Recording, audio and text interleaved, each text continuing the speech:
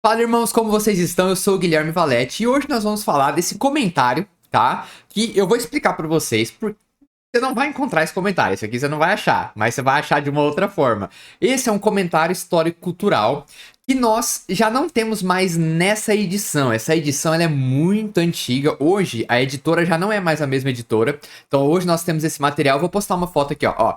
Esse seria o material que tá aparecendo aí pra você. O comentário histórico-cultural da editora Vida Nova. Você vê que a capa já é diferente, o produto é diferente. Porém, eu abri os trechos que tem disponível e é o mesmo conteúdo que, pelo menos nos que estão disponíveis, é exatamente o mesmo. E aqui teve um lugar que eu achei até mais comentário, tá? Então, assim, pode ser que tenha um lugar ou outro que no comentário da editora Vida Nova hoje vai ter mais conteúdo? Pode ser que sim.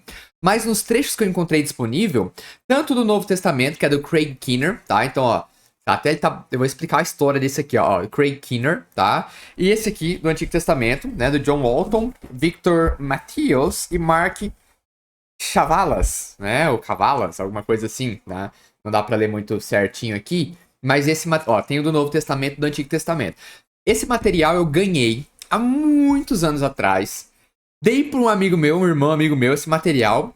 E ele tava na casa dele, eu nem sabia qual que era. Ele falou, cara, eu não uso, você não quer pra você aqueles livros que você me deu, já que você tá gravando os vídeos aí, né? Eu perguntei pra ele.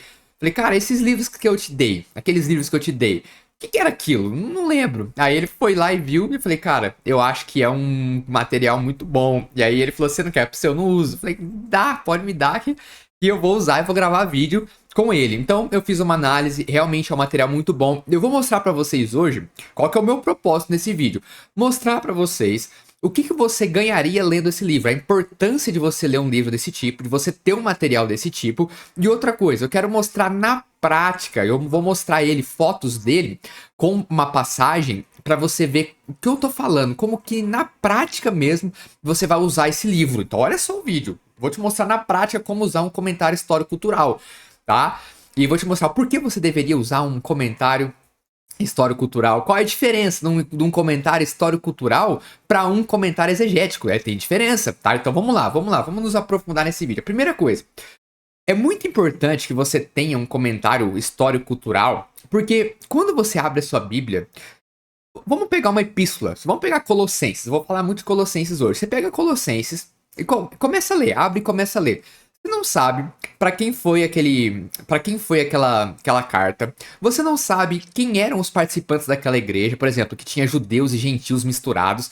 E você, quando você não lê ou a introdução da carta, porque você tem uma Bíblia de estudo, leia a introdução, é importante. Quando você não lê a introdução da carta, quando você não lê um comentário histórico-cultural, você fica perdido. Você vê lá que Paulo fala de algumas coisas que pareciam que tinham ritos judaicos com ritos místicos ou culto aos anjos. O que estava acontecendo ali? Então, um comentário histórico-cultural, ele vai focar nessa parte. Tipo assim, um comentário exegético vai trazer uma questão gramatical do grego, vai trazer uma questão, vai também falar um pouco da cultura, tá? O comentário, o exegético também fala da cultura, só que ele também faz a aplicação, então é muito completo, o exegético. O histórico cultural, ele não faz o trabalho para você, ele te dá o pano de fundo e você que tem que martelar ali em cima, é você que vai lá botar e que vai tentar entender com a base cultural. Você vai estar contextualizado.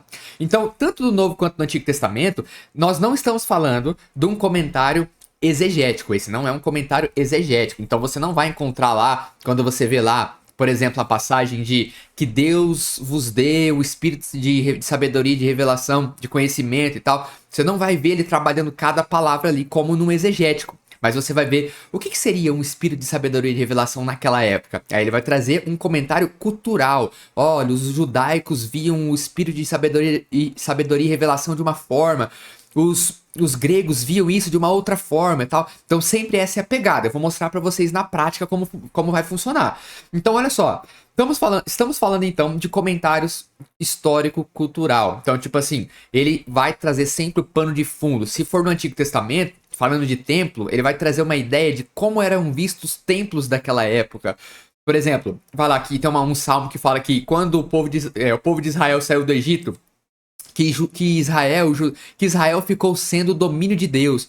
Aí e Judá ficou sendo o seu santuário. Aí ele vai trazer que naquela época, naquela cultura, Muitos reis governavam o país através do templo. Então o templo era visto como um centro religioso, mas também como o lugar da onde o rei governava o país. Tudo a partir do templo.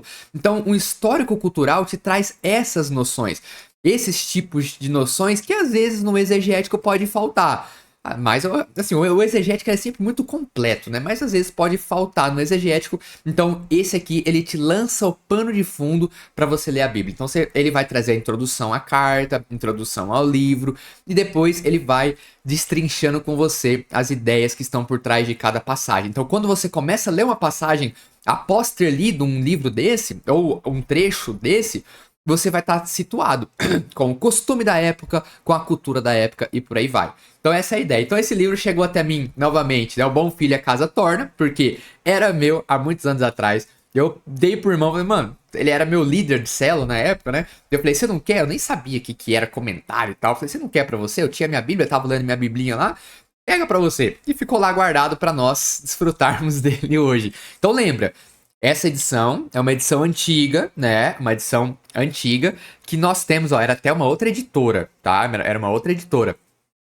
Mas hoje nós já temos ela na da Vida Nova, tá bom? Essa vai ser o material. O preço do material que você vai encontrar, ele gira em torno... Se você comprar, dá pra você comprar separado. Ele custa mais ou menos R$ 140.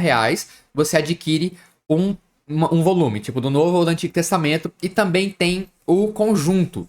Aí tem que ver qual que compensa mais. Mas, cara, se você comprar o do Novo Testamento, já compensa muito, tá? Você vai ter um baita de um livraço nas suas mãos.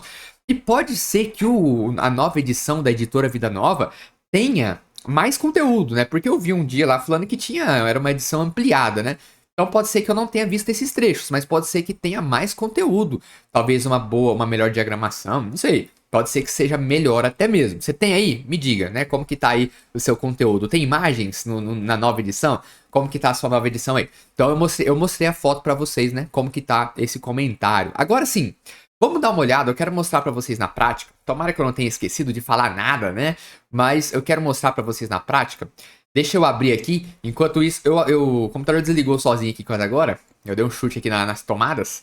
E aí eu quero mostrar pra vocês na prática como que funciona, tá? Então olha só, eu coloquei aí um exemplo muito prático disso, que você tem que ter muito em mente. Por exemplo, quando você vai ler o Novo Testamento, as cartas, você tem que ter em mente que os apóstolos e os escritores ali do Novo Testamento, eles estavam majoritariamente combatendo a seita gnóstica. Então isso é muito importante que você saiba no Novo Testamento.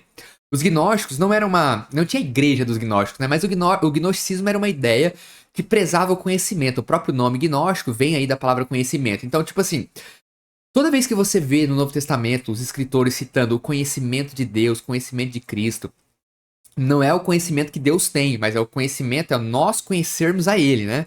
Então, quando você vê a palavra conhecimento no Novo Testamento, quando você vê a palavra carne de Cristo, corpo de Cristo, habitou em Cristo, nós tocamos a Cristo, o verbo se fez carne. Então, tudo isso é espetada, eles estão dando uma cutucada ali nos gnósticos. Então, se você não tiver noção de como o gnosticismo estava agindo ali, você vai perder muito no Novo Testamento. O histórico cultural te ajuda a isso, né? Então, olha só, essa ideia. Eu vou pegar o gnosticismo para fazer o exemplo com vocês aqui. Nós não vamos falar dos gnósticos, mas um exemplo aqui que eu vou usar, tá? É usando os gnósticos como exemplo. Como os escritores do Novo Testamento estavam combatendo os gnósticos. Então, olha só.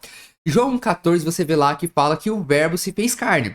Aí, olha só aqui embaixo, eu deixei um trecho do livro, né?